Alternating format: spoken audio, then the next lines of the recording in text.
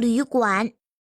森林旅馆里来了一批客人，他们坐在旅馆的大厅里，等候着河马经理和熊猫小姐给他们安排房间。旅途太劳累了，没过一会儿，大家就打起了瞌睡。你瞧，漂亮的松鼠小姐头朝前一冲一冲的，大象太太倚着墙睡得很沉，两只小白兔头碰到一起也睡着了。鸭先生和鸭太太背靠着背睡得很舒服。最有趣的就是猫女士，她一闭上眼睛就打起了震天响的呼噜。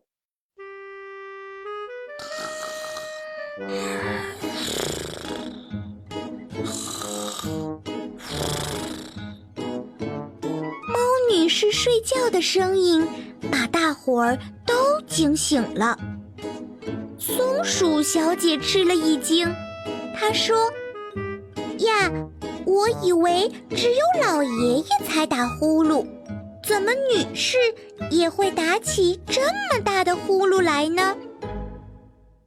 鸭太太也奇怪地说：是啊，是啊，女士的呼噜打得这么响，我也是头一回听到。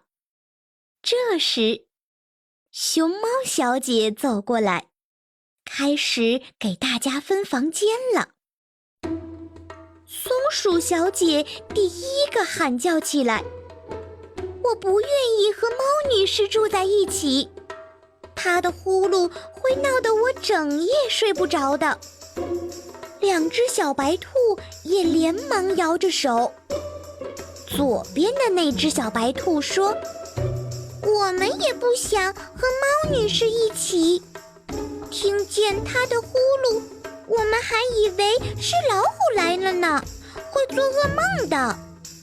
接着，鸭太太也慌忙说：我们喜欢安静，不喜欢别人来打扰。听了大家的话，猫女士有些难过，她说：没关系，我自己住一间房吧，这样就不会吵到大家了。可是熊猫小姐为难地说：可是房间不够了呀。这时，原先一直没说话的大象太太看了看大家，说：嗨，猫打呼噜挺平常的事儿嘛，就让我和猫女士一起住吧。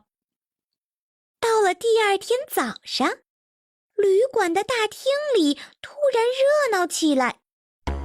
松鼠小姐哭哭啼啼的，她的小脚趾头上包着纱布。原来呀，昨天晚上一只小老鼠咬掉了松鼠小姐的半截脚趾头。鸭太太也皱着眉头说：我们带来的干粮全让老鼠给掏光了，我先生的西服也被老鼠咬了一个洞。两只小白兔也无精打采的。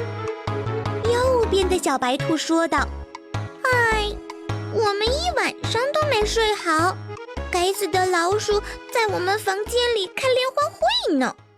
只有大象太太的精神最好，她说：哎呀，我睡得好极了，我这才知道，猫女士白天睡觉打呼噜，可晚上几乎不怎么睡觉，都忙着捉老鼠呢。